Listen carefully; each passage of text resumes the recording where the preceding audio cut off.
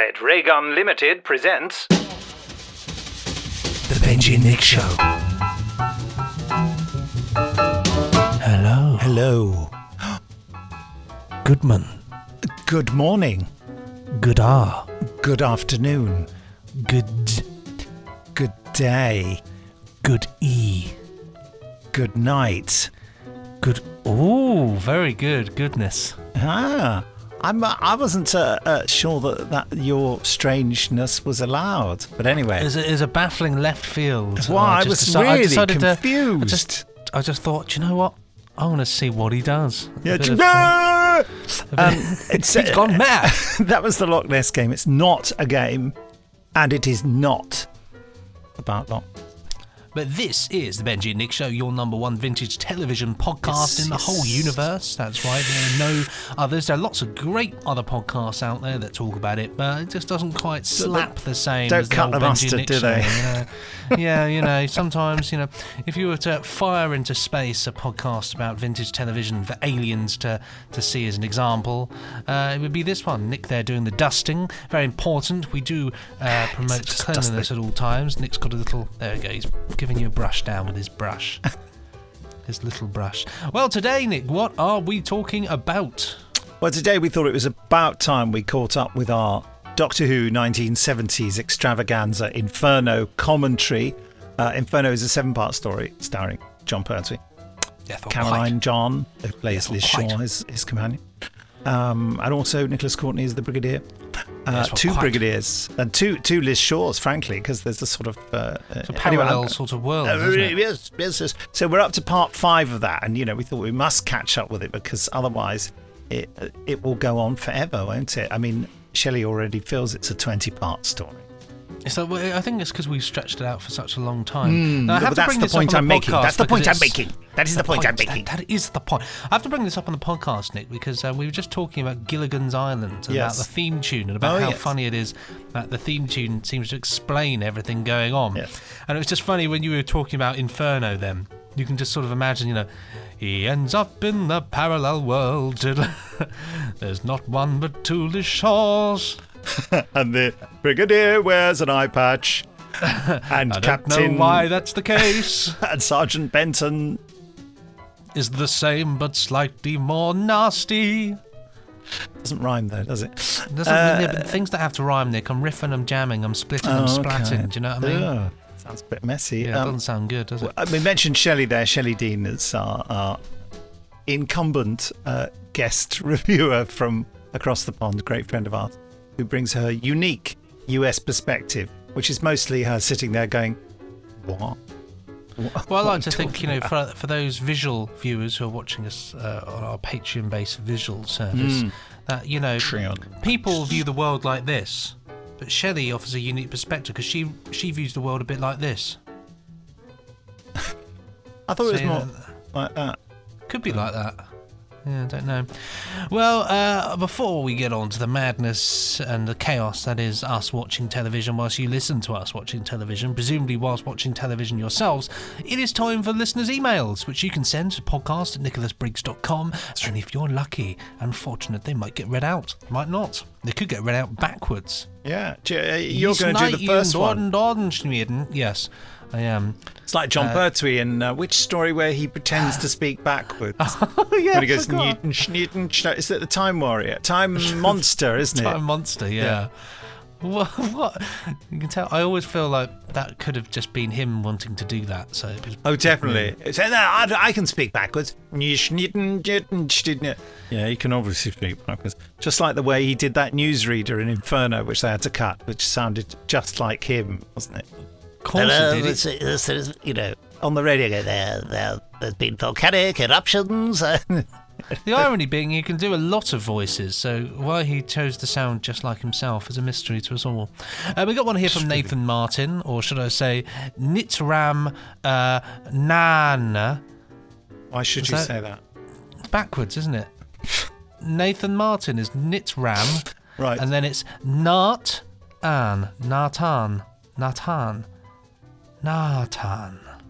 Benji what are you up to Clifford, today? went bonkers today. Sorry, I was just enjoying that. The subject of this one is probably some random old man. It was sent on the 22nd of the 2nd, 2021. A lot of twos there. And the time in which it was sent was 1649. Really? That's quite close to the next one I'm going to be reading. Yeah. Same day, just during the same hour. Funnily enough. It's just most intriguing, It says, "Dear chaps, oh dear, what are we to do with you both? What a blasphemous words were spoken by you both on last week's podcast." Oh dear. I speak, of course, of the brief discussion about Jeffrey Bayldon's replacement on Fort Boyard. Yes. Which led to Benji suggesting it was probably just some random old man, Nick adding, off the street, and finally Benji summarising, not nearly as good. I'm afraid to inform you that the random old man off the street was in question a certain Tom Baker, playing the character Captain Baker, an insane sea captain held captive in Fort Boyard. Was it really? I don't remember that. I don't remember that either. I could see him doing that and totally wanting to do that as well. Yes. And probably not having a script at all. And just... I'm yawning. It's not because it's boring, seriously. I can imagine him being an insane sea captain. Perhaps he is an insane scene captain.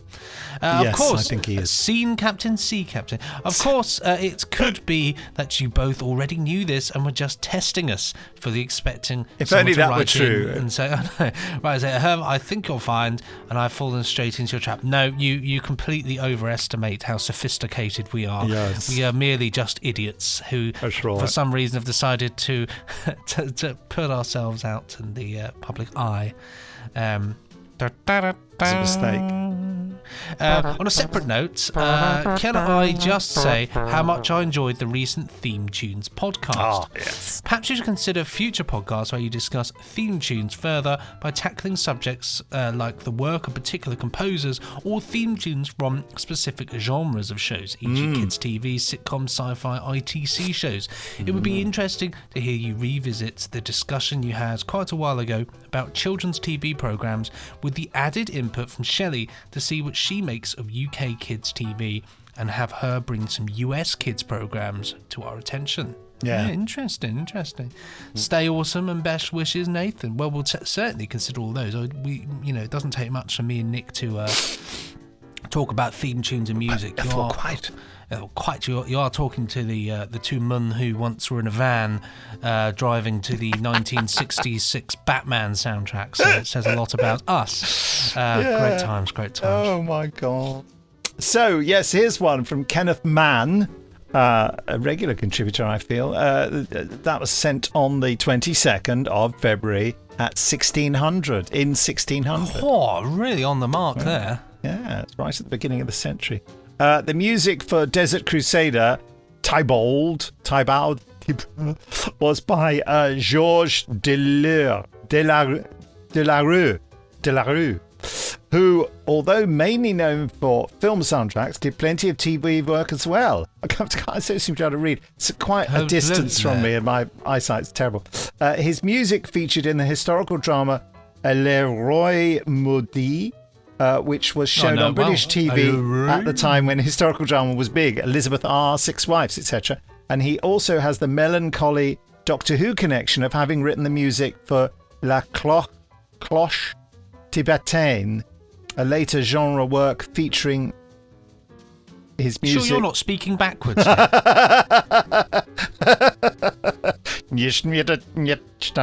A later genre work featuring his music, which might be in your wheelhouse, would be the miniseries Fantomas from 1980. I don't get what's La Cloche Tibétaine? Is this a melancholy Doctor Who connection? I don't get that. La Cloche Tibétaine, TV miniseries, 1974. And the first episode is Les Nomades. Is it in? I assume it's in French. Well, it must be. But why is there a melancholy French, Doctor Who connection?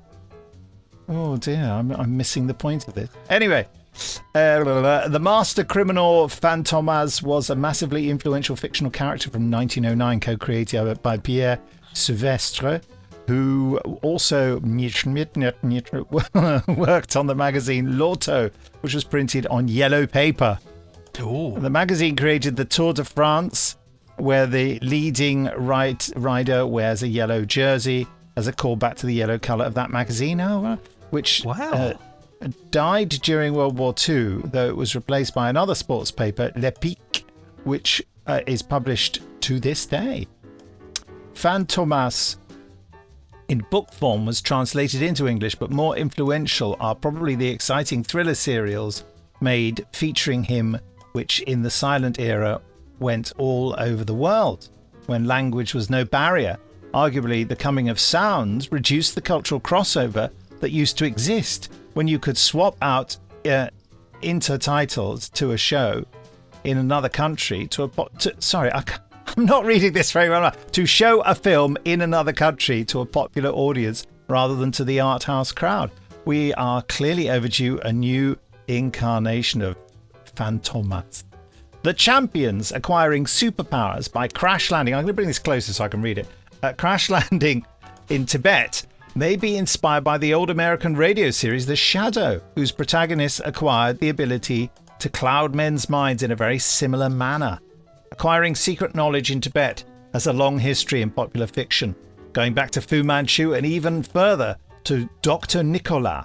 The supervillain Dr. Nicolas used to murder people by gassing them in an airtight, handsome cab, a plot device later reused with a modern cab in an episode of CSI New York, demonstrating once again the family resemblance between the popular fictions of history, from their origins in French newspapers in the 1840s to pulp magazines, film serials, both silent and in sound, radio serials, and then television, the inheritor of them all.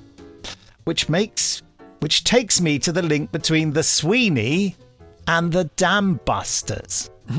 What? Wow. One of the planes on the Dam Buster raid had a front gunner called Douglas Webb. After D-Mob, he became a stills photographer, and he worked on the show, including the title sequence, which is a montage of still photographs. Although to the internet, this montage includes... according to the internet. Why? I can't read. According to the internet, this montage includes a fingerprint which was supplied by his wife. And do I recall a fingerprint in the montage? I can't read. I'm wearing the wrong glasses to read this. And I do recall a fingerprint in the montage, but it doesn't feature in any that I can see on YouTube. So perhaps a false memory based on the credits for Randall and Hopkirk. Yeah. IMDb may not extend to giving someone credit for their fingerprints featuring in a film. The presence of such a prominent veteran of World War II should perhaps not surprise us, given that the Tom Baker was the first Doctor Who not to have served in that conflict. Douglas Webb's wife, Pamela Green, is a whole other story. Suffice to say that fingerprint, if it exists, is her smallest screen presence. Appearance. Yours... Do you want to look up Pamela Green? Yours in appreciation, Ken Mann, from my compact above-ground underground lair in northwest London. I just want to say, Ken, I'm really sorry for reading that email out so badly. What was the matter with me? But anyway, have you looked up Pamela Green? Interesting enough, Pamela Green was actually in The Day the Earth Caught Fire. Uncredited as nurse at the laundrette. Was played a maid in the Chimney Sweeps. Otto und die Nacht-Welt. She was a model. And Legend of the Werewolf, she was Anne-Marie. And Peeping Tom, Millie. Peeping Tom? Yeah, Peeping Tom, 1960 Peeping Tom. I know Peeping Tom, yeah, it's a brilliant film. Well, there we go then. She did a lot of photography, including a stills photographer for Casino Royale. And she starred as herself in the documentary Sex in the 70s. So there we go. Now you see, that's what I think he might be referring to. Sex in the 70s. Sex very in the interesting. 70s. Very, very, very interesting there. Thanks so much for sending that one in. Loads of really obscure series that I've never heard of as well, which is quite interesting. Yeah, I'm so sorry I read it so badly. Well, I'm going to save this next email for when Shelley gets here, because it'll be interesting to interact with her on this one. Oh, will it? Oh, okay. Well, the subject of this one is "Hooray for Shelley," so it feels appropriate to simply Shall I invite her? Talk to her. Yes, I think I'm sorry, I'm fascinated with this brush. I use it to clean my keyboard. I see. I just used Oh, compressed I've air. now accidentally pinged it across the room. Well, it's your own fault, isn't it? I often use compressed air to clean my keyboard, a process of blowing air into the cracks of the keys, making the sound that the Daleks make in the early years of Dr. Quee. Right, so if we invite Shelley... Yeah, well, I haven't invited her yet. I haven't invited her. I haven't done it. Fool, you old fool. Where's it? Invite Shelley. Shelley. I'm not running on all cylinders today, am I? Right. Never mind, old Chiggery-woo. There she goes. That's slightly earlier than we said we'd invite her. Hello, Shelley. Hello, Hi, Shelley. guys. Good to see you. You. Benji's got an email for Certainly you. do. Oh. Yeah, I've got an email here. It's from Laura An Valensky. email for me. For you. Well, it's certainly addressed in your general direction. I Says like here, things addressed in my general direction. Generally. I don't know what that means. It's from one of our but listeners, okay. Laura Valensky. The subject of this one is "Hooray for Shelley." And You can stop. That's it. That's the title of everything. Hooray for Shelley. Okay, go on. Sorry. the I'll be date of this one humble. was sent on the 22nd of the 2nd, 2021, in the year of our Lord 1330, so a long time ago. Okay. It says here, Shelley started out with one of my absolute favourite shows as a kid, The Greatest American Hero. I got my favourite word from the show, scenario. That's a word the FBI character Bill always says. Really? Then he gets hypnotised and falls asleep whenever he or anybody else said scenario, and hilarity ensues. I love that show so much. Hilarity in shoes, did you say? In shoes, yes, brogues. I mentioned it in a previous email to you folks as a show to watch, so there we go. I love the tunes review. In terms of theme tune versus theme song, those terms are interchangeable in the US, amongst the population that isn't audiophiles at least. I really love the podcast and your interactions, one of my faves, and I'm happy to be a patron. Oh, very good, very good.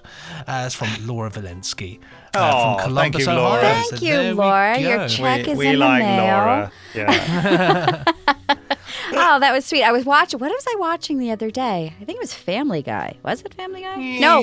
It was the Goldbergs. You probably haven't even heard of this show. It's called No. It's called the Goldbergs, and it's a Is it show called that's the Goldbergs? yes. Oh, it's Whoopi Goldberg and friends, isn't it? No, it's a show that it's a flashbacky kind of thing where it's this guy is reliving his childhood in the 80s. And Right. so it's all super duper 80s. Every episode has like Oh my God. it's fantastic. If you haven't seen it, it's just a silly comedy sitcom. But it's fun for me because I still love the 80s and everything about them. And that was watching it from the other day. It was a thing about Greatest American Hero, and I thought, oh, how perfect that we just had this conversation. I just went into it, and so yeah. Anyhow, that was lovely, Laura. Thank you so much. That was Thank you, Laura. that was Thank you. really wonderful. But before we get into what we're going to do today, I want to start by just getting into this new thing that I've been doing, which is, we all know how much I love to do research. Yeah, Yeah, you're it's good at true. it It's a as well. given. It's a given. So It's like a new disease. It is. It is a disease I have. It's as I say, it's a personality defect. But what it's one of the things that I've started doing is as we have mentioned, we've got all these patrons now, and people are doing things for us that we're doing. We're creating all this content, doing all this stuff. So I've decided to start digging into who they are. Oh, right. The people behind the names and the checks that they send us. We call my checks store. But anyhow, so I've been doing a lot of research, and I've got a little bit of stuff about some of them for you guys, and I'm just going to jump into it. Get We've in got David Tremont. He was Yes. recently attacked while trying to take a selfie with a squirrel. Squirrel. Knowing David, though, he Yes. probably built the squirrel himself. He's a fantastic modeler, doesn't he? Oh, He okay. does. Me and Nick know Yeah, him yeah. well. He's a lovely chap as well. Well, the big part of the story is that the squirrel hasn't even apologized yet. What? Oh, they're so rude. What a aren't they? squirrel. I'm going to continue. Squirrel. Not to be confused with the Squirrel. Squirrel Men, which me and We Nick say are talking squirrel. about. The Squirrel squirrel Men, man? Nick. The Squirrel Men. Squirrelman. Scrawling. Okay. So then we're going to move on to Neil Allen. Oh, I Neil have Allen. discovered that he is the author of the book Yes. We Flew the Airplane Right into the Volcano and Other Motivational Stories. It's a good story. So, Yeah, it's yeah. a lot of good advice Bit in of a that. hot potato, that one. Yes, in that one. And then we've got Hugh McElroy. Oh, yes, yes. He used to tour as a backup singer for Milli Vanilli Milli Vanilli, oh my God. until it was discovered that he was also lip syncing everything. Oh, I remember that scandal. Yeah. But even the backup singers, who Yeah, knew? yeah. It crazy. And then last but not least, we've got good old 42nd Seagoon, Oh, yeah. which is his name on his birth certificate. Happy birthday. He is a professional baker who doesn't know it yet, but he's going to be asked to bake the wedding cake for the future wedding of Britney Spears to Prince George. Yes. That's a scoop. I've got a Yeah. scoop Got a for you scoop right there. there. It's a scoop of something. It reminds I me, did- actually, one of our neighbours was scooping up something off our lawn. Oh, sorry. And I did the math, and it's only a 32-year age difference. That's not Nothing. too bad. It's nothing. And, Be fine for Britney. I mean, yeah. So there you go. We've got future Princess Britney Spears. she's had a few close shaves. Yeah. Sorry. Anyhow, yeah, Britney's Well, been in thank the you. news lately. Yeah, so those are just some things. I'm going to continue to deep dive into who these people are, and It's it's turned the Benji and Nick show into the home of investigative journalism. yeah. These are the serious issues that we're I'm going to dealing go with. get my private detective license, and Yeah, there's just one more thing. My wife thinks you're terrific. She loves you. She loves you. What do you... Yeah. Yeah. I will just carry on doing Columbo if we don't get on with it. What are we doing? okay. Inferno Part 5. We are doing Inferno Part 5. I mean, what's going to happen if I just press play on BritBox? The world will explode into a ball of fire. And hopefully you're going to get some title sequence graphics going, and Yeah, the I'm music will hoping. start. That's what I'm hoping to. I mean, if I'm on that list and I just press the play button on that, will it start straight away, do you think? Remember that you have a... Do you know the Oh, Britbox we thing? do have to do all that. So Hold on. I click it, let it go, Okay, and then I'm gonna do that. What is that sound you're making? It's whenever you click a video, it's like the ident for BritBox comes up and it goes, and it's sort of it says Brits box and then goes back in. It's hard to. Oh, mine just goes straight into the video. Well, you've got an American BritBox, you see. So, all right, I'm well, now hopefully ready. we'll be synced. So, folks listening, I'm sure Yes. all that was fascinating to you. Those of you listening, listeners, listen. I'm going to go 3, 2, 1, and on the 1, hit play on your preferred method of watching this, and we will do a commentary of Inferno Part 4. So, here we go. 3, 2, 1.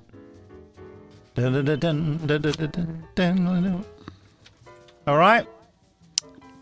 We'll I always see. love this. John Pertwee just appearing, yes? John Pertwee. Just now. I'm I thought slightly we were doing behind. the greatest show in the galaxy. I've got Sylvester McCoy turning up. And the Doctor Who logo is formed and the swirl behind it. I'm like a half a second behind you guys. I don't know what to do about It's a that. volcano. That's fine. I think we'll be okay. It's not bad, Okay. really. You're half a second behind Yeah, us and you're on the it's- other side of the planet. It's not too bad. I know. That's true. Lovely Inferno Coming blurring into in focus. Yeah. there. I love all Inferno. these special little sections for the titles. I think they're just... Good bit of stock footage they put to use here, didn't they? I reckon that it's stock footage and it's actually black and white stock footage that's been colorized to, Yeah, to be I that. mean- Nothing's that orange. Look, he is, and his Jarmy's there running around. Oh, no. Yes, they can see the makeup on his face. There's a nice Do you think he'll nougat. shoot him? Will it be the end of Doctor Who? Maybe. Oh, no, look. Oh, falling over acting. Wow. They all fell over apart from the main guy who just sort of was apparently magnetized to the floor until the very end. Stop those technicians! I love it when the Brigadier goes completely ape poo and screams like that. Gives it his all, doesn't he? He does it as the nice brigadier do you remember in Robot where he just loses his temper and goes, cancel the destructor codes! Yes, that is the...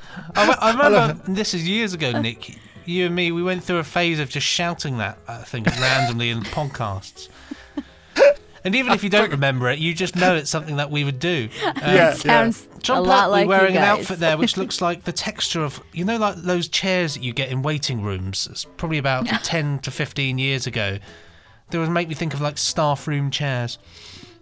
I'm really noticing everyone's makeup on the screen I'm watching this. Me too. How It's interesting. not weird. I've never noticed that before.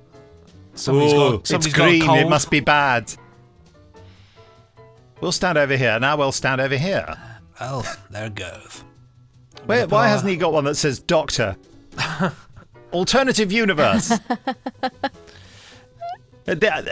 You hear the sound of the smoke machine in old Doctor Who so much. I was smart. That's kind of smart, isn't it? And took his mask off as well. Oh, Why did he need both arms to hit him with one don't know. stick? It's a heavy stick. It's a pretty nasty thing Oh to no, do, he's going to really. put his face. He wants to put his face in the goo, doesn't he? No. Yes, he wants to create. The way the Doctor ran over there, it was a real romper suit. It looks like a behaviour, woman wasn't in it? that suit. It looks really Hey, small. That's probably 'cause it's the stuntman, isn't it? It's the stuntman. stuntman, of Ooh. course. Or stunt that woman. often happens. It's Flipping like two people. babies fighting, isn't it? It's just ridiculous. Let's do the same. They look a bit like two members of the Ku Klux Klan. Just these awful hats that they're wearing. Oh, that looked like it hurt, didn't it? Did he hit the wrong one? How did he know which one to hit? John Pertwee gets up saying, that really hurt. How dare you? Come over here, my man. Let's do the can-can. So that's not John Pertwee there, is it? That's It's still too the... skinny for John Pertwee. No offence, John. You weren't a big man, but you're not as thin as No, that. That's no, John cut to Pertwee. that. That'll be There's John the belly. Pertwee. There it is. Not in the first That scene. famous belly. Yeah, quite. A big iron bar. I mean, that iron bar, we could do the whole knocking people out routine again, Benji. What? In the neck. One in the neck. But... I mean, Shelley, what's your medical opinion about hitting people over the head or the neck? Well, actually, no one even got hit. They just got hit between the shoulder blades. And it wasn't a very hard hit either, I have to say. Yeah, and it obviously wasn't a very heavy thing because he could do it with one arm. But apparently, this is ghastly, isn't it, when he puts their faces in and goes... Yeah. It's a nasty thing to do. Oh, go on, have some of that. Have a bit of that. Why does he have to shake his head? Nice bit of poo on your face there. Oh. John Pertwee there with some ticker tape. It's Earth's poo, is what it is. It is. The Green Earth died pooing. Sorry, there's a film called The Earth Dies Screaming, you see. I was love the way riffing he's on had that. enough time to comb his hair. All of this stuff And is change going his on. clothes? He's climbed out that suit and combed his hair. They're going some with that model shot, aren't they? I'm very cross. People have run out on me. He's holding himself very rigidly, isn't he? It's like he's he walked up those stairs like it's like he's not even, like, always bending standing on, anything. like he's got a curse where he has to always stand on pieces of Lego. He's just always like, oh, this hurts so much. Yes. Oh, ouch. Well, it's a character. Look, so Nick's loving it, isn't he? Look at that. He's Oh, like, he I'm is. doing the face and I'm doing the walk. The face and I'm doing the walk. I'm doing it and you can't stop me. That's a terrible wig, isn't it? I love it. I'd like that wig. It'd be good. Maybe I'll get you it for Christmas, Nick. Thank you. Yeah, Liz Shaw spent a whole time wearing wigs in Doctor Who. You realise that? I think every Yeah. episode she wears a new wig. I wonder why that decision was. I mean, we discussed this previously, but it seems like a very odd thing to sort of decide. Well, Carrie, I think, believed that they were trying to stop the audience from recognising her. Why? Well, because I don't know, I think they had plans for a new companion, and so they didn't want to, you know what I mean? Which seemed a shame. Although I think it was more a thing in the 70s that women would wear wigs, wouldn't they? For It definitely fashion happened reasons. a lot. Yeah, I mean, going. What do you think, Shelley? I don't know. Over to our 70s fashion expert, Shelley Dean. So, Shelley, about women's hair fashions in the... Who was 0 through 10 in the 70s. Age. enough. Did you wear a wig though? I would have You've been I given love the choice. idea of wearing wigs. Me too. Yes, use that. Where's link. my dinner? That man's saying. Hey, look, you see, Shelley's got her Primord mask on, folks. And I made it greener. Yeah. He's really acting, isn't he? He's doing a good job here, isn't he? He's also in The Invasion, which I've been watching recently. They're Also old chums, directed by then. Douglas Camfield, you see. He's not even pointing the gun at him. Well, no, it's too dangerous. John Pertwee there thinks he's on fire. What a buffoon! It's not on fire. You don't have to squirt him with the. Look, he's looking about where... oh, yeah, that's the point where I have to fall. He was looking for the mark on the floor there. Good old TVC floor. He took the Nick Briggs School of Dying class. Is that an insult? No, that was you. Your stories telling of your death scene in that play you did. Yes. Yeah. What he needed, I tell you what he was looking for. He was looking for a sofa to fall over. Where is it? Where is it? I've got quite a relationship with sofas, with acting, you know. When I played Dracula, I came through the French windows to grab hold of Mina. And in the rehearsals, she ran away behind the sofa. And the director said, well, just follow her around. I said, no, I'm going straight for her. And I just leapt on and over the sofa.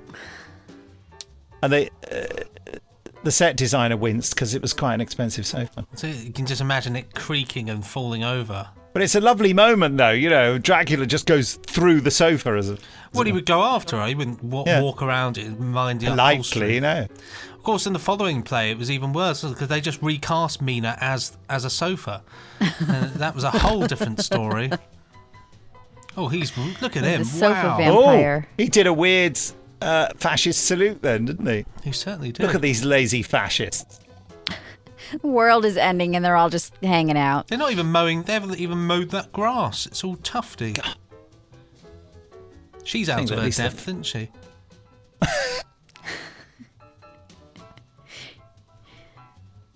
Getting quite the draft in that teeny tiny little skirt she's wearing. Well, Welcome to 1969 when this was filmed. yeah, it's so true. Like that on the Enterprise as well. It is funny, isn't it? It's funny What? how that was a sort of thing. You know, society has gone the opposite way, which is really rather interesting, I think. What? In terms of like skirts and stuff, like women in this always wearing these tiny things back in the day, and now it's a completely different story. Yeah, because we're allowed to wear pants now. Whereas underwear have got smaller as time has gone on. Isn't that interesting, eh? It's true. Not as you get older. Well, and then they get bigger again. And then they get bigger. That's hence the term granny pants. Yeah. Undergarments, pantaloons.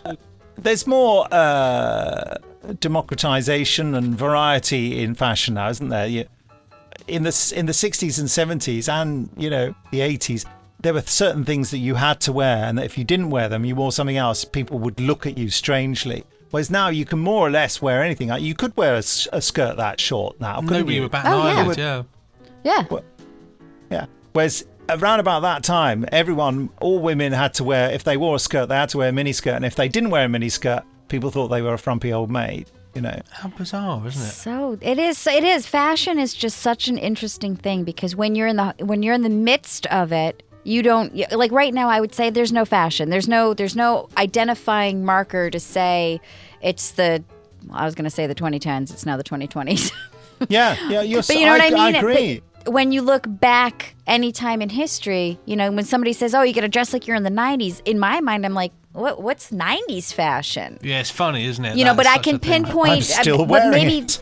But maybe that's a generational thing that you don't see until you're past it. But I think don't they know. did. Well, I think when fashion was more rigid, they did. But I think now, yeah, it's difficult for us to perceive what our current fashion is, especially since I've been wearing this tweed jacket for about 10 years. Yeah, and it's still. But I think fashionable. that's what I'm saying. Maybe it's a generational thing. That since we as older people, we don't feel the need to quote unquote. So We just wear whatever. Yeah, I think I've got that's probably a pair of socks in my drawer that's from 1983. Well, haven't you washed them? Never. They just I hope stand you up. have. They're their own drawer. She just whacks them Yeah. against the wall. That'll do. They are that'll do. fluorescent Well, pink, you know, in case fashion's- you were wondering. So that identifying marker Of of course the they are. 80s. Did anyone want to talk about Inferno Part 5? I'm just asking. I'm not insisting. That old unit there, which is weirdly enough doesn't even look like it's plugged in. That massive. Yeah. So it just doesn't look like it's plugged in at all. They just hired that from somewhere, didn't they? Definitely, or just got it down. It's probably been used in a million things. It looks ancient. Oh, hi, Katie. They're in making comes too the much cat. of this pair. They're getting. I don't care. I want to see monsters.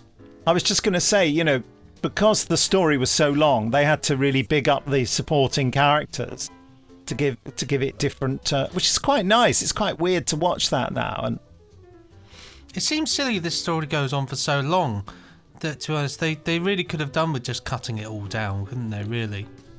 well, you know the reason for it, don't you? What was the reason for it, Nick? Explain to You don't know everybody. the reason? I don't actually know the reason, no. All right. Well, the reason for the stories being so long is that they didn't have much money, and they worked out the most expensive thing was the beginning of a story with the new setup and all the new sets. So Yeah. Barry Letts said, let's have fewer big setups. Let's have longer stories. So it was actually cheaper for them. Whereas if every 4 weeks you're completely changing your That makes setting and sense. That everything, does make sense. it's more expensive. Yeah. But then you get this problem where it just goes on for ages and feels like nothing's really progressing. Well, I agree. I mean, that's ultimately what it is. But it didn't feel like that at the time as a kid watching it.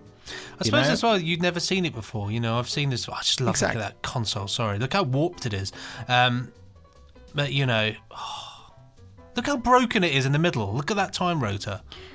Oh, he's gone. I also feel like watching something for the first time back then, you paid so much more attention because that was your only shot of watching it. Good point. Because now we're like, oh, well, I can just rewind and go back to, I missed that line. What did they just say? And then you rewind. You know what I mean? It's like with the technology that we have now to watch Totally. TV and watch it at any moment that we want to, over and over and over and over. I just feel like we don't pay as much attention. And so, like, as you said, I think you're absolutely it right, didn't yeah. feel that way when you watched it as a kid because you were literally involved in it as if it was your only chance to watch it because it was then. It was, yeah. Continuum. That's a very good scar, the makeup there, isn't it? I mean, it really looks like something's torn into his face. This is where he does a load of useless shouting at them, doesn't he? I don't understand their calmness. If what we're hearing Well- is the booming and the crashing and the sounding of the earth exploding, they're all just like, yeah, so, hey, how's it going? Got a gun over my shoulder. They're all deaf. because They're all they- deaf in this They don't They hear know it. what's going on. It's because they're stuntmen and not actors. That's why they're okay. not showing any emotion. Yeah. They don't really, they just thought, we'll stand to attention when we're told to. But you know, at the same time, though, I suppose if you're in the army, you're taught Half to army. ignore this sort of stuff, aren't you? Yeah, but you would think they'd be a little bit more on alert, ready to jump into Maybe. action. What would them their primords being about? It is definitely their show, isn't it? These two. And it's the fact that really, then they're both not particularly compelling characters, so I sort of don't feel the need so to care harsh. as much. But I know I'm a bit out of order, aren't I? Really. I mean, I'm taking no prisoners today. John Pertwee there with the shortest haircut he's had for a long. Look how short his hair looks. Yeah, it was for the whole of this series. I think he was wearing a hat on his way to work. You can see the brim or something. Yeah, I thought, quite, I wear a hat now. This is all quite ghastly, this, I think. And the ring modulation coming in there. It's scary.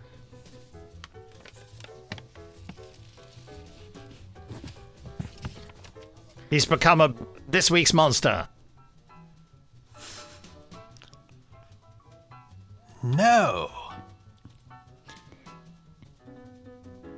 Ho, ho, ho. Oh no, here comes trouble. With a capital T. It's funny the lack of music, isn't it? They're just using sort of overbearing sound effects to kind of create the atmosphere. It works well though, actually. It works really well. Uh-oh. Smoke machine. Oh no. Oh, that's the clue. The Harry. Oh no. Here he comes. Oh, it's all right, everybody. It's just John. It's fine. Come in, John. Look, you don't notice the hairy arms, love? The green hands. Take And a there's look some at in my the background. New haircut. Look at that. Rah! Look. He's like, come on. Yeah. Is he Attack of the waving hairy them to man. join him? Was that what that casual Yeah, little, yeah. come on, guys? He's wafting away Yeah. the smoke. Or the smell. They've done a huge primordial fart in there. Of course, we don't take into account that monsters probably sorry. do smell. Remember, don't it's they? the Earth's poo. Yeah, that's The a earth horrible. dies booing. That's why John Pertwee's got such a large neckerchief/tie, so he can cover his nose when he needs to. I'm noticing and recognizing a lot of the John Pertwee expressions in this, and I think some of the artists for they're going to do him. And the artists for Countdown and TV Action took photographs of this, off the telly, and Well, used we've those certainly pictures. spotted a few things before, haven't we? Like Day of the Daleks and stuff like that. You see certain shots. Yes. This would be quick, he's cutting off the heating, quick! no. Why did his no, name look, they've tag all- get so big? Did you see it? It was like 2 feet across. Steinem. It's in his rider. Big name tag. No. Is what's And that one see, say? now that's small. The other guy Yeah. had one that was like massive. John Levine gets to do his Jekyll and Hyde moment. I know he's loving it, isn't he? Douglas Camfield would have done all this because he liked John. Oh, look at I think John's the thing loving is it. that- He's loving it. I was going to say, I say this every time as well. He just loves it, doesn't Yeah. he? He just Look enjoys at that. it. How much fun would that be, though? Yeah. He looks like Noel Edmonds now. Noel Edmonds is a famous TV presenter and DJ. And he was also on the Adventure Game. Oh, was he? Yeah. He would have been, of course, he would have been old Noel Edmonds. Yeah, he was one of the celebrities mentioned in the Wikipedia, and I was looking up everyone because I didn't know any of the names. But I did recognize that name. Noel Edmonds, Mr. Blobby. That's that pose there, Nick. That's a comics TV it action definitely one, isn't it? They must have used to just sit in front of their telly and click away with a camera. You would, though. I suppose it's the only way you can get the reference. Device. I love the way Nick Courtney's very different, isn't he? He's such a, simpering coward, isn't he? Someone tell me what's going on. Let's cut to this little bit of tinfoil Tinfoil spinning round. on a toilet roll. Sir Keith looking like a vicar. Looking like a vicar. For a moment, he didn't look like he was wearing a dog collar. It looks like his name should be Cuthbert or something. It's very comfortable. I miss bowler hats. Not enough men wear bowler hats these Well, days. hardly any.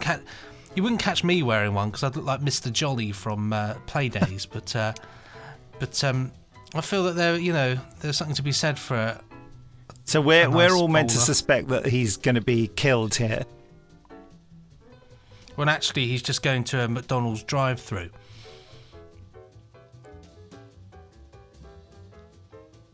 And I love the way in the real world, it's a sort of milder version of the fascist world.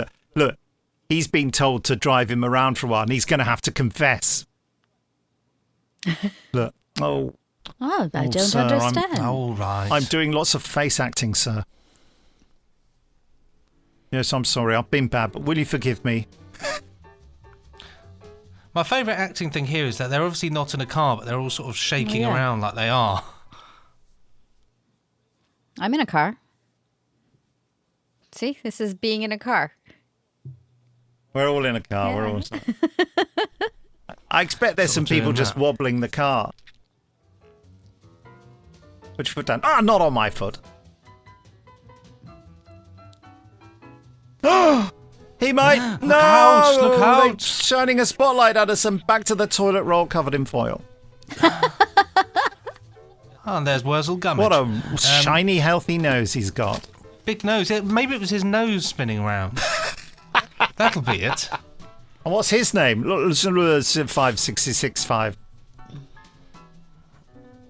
God, you'd be well cheesed off if you got stuck There's in a room been with some this terrible bunch. poo accident, hasn't there? Yeah. You know, they've all got There really poo stains has. all over them. Look, he's looking at the camera. Hello, Mum. Hiya, Mum. I told you I'd make it one day. Hey, there he is.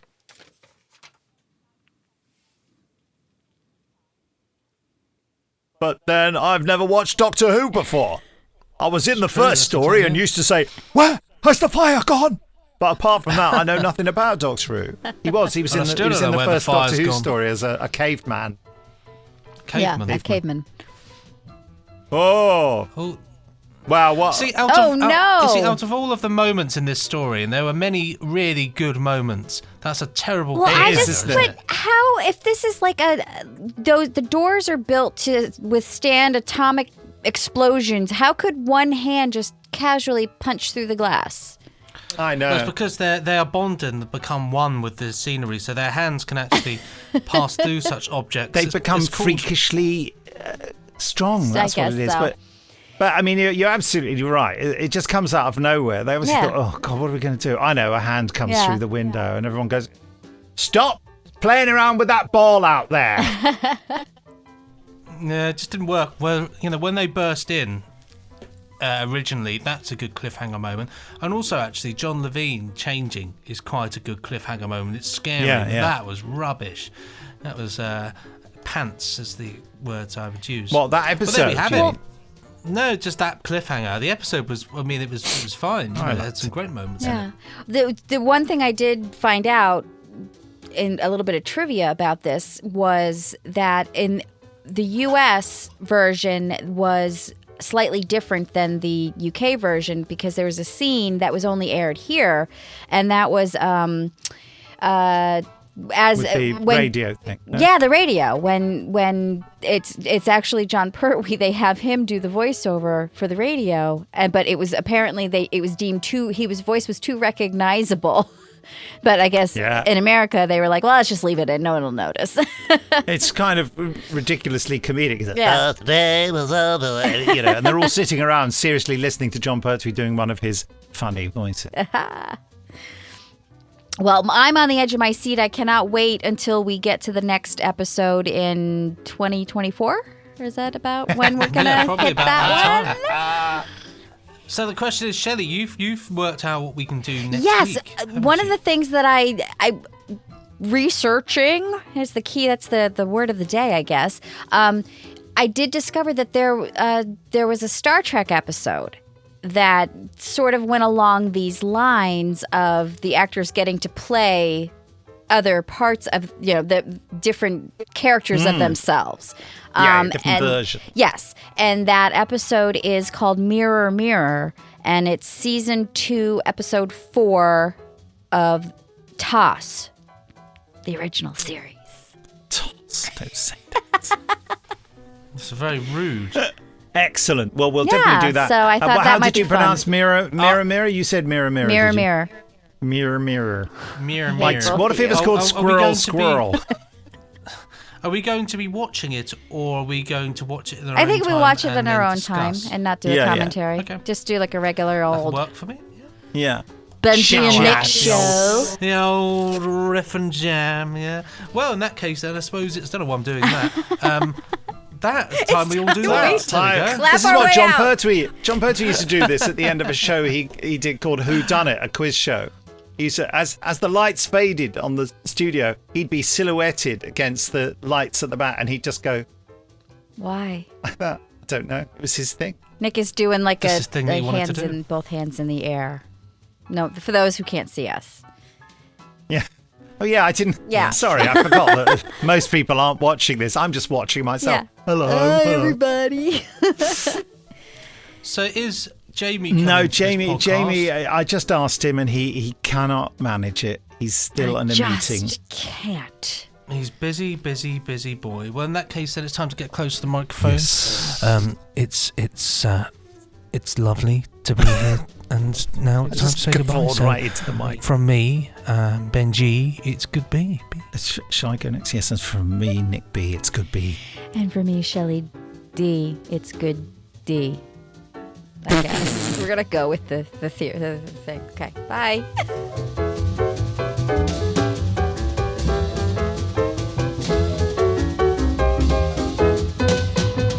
Pressing stop now. Ka-chunk.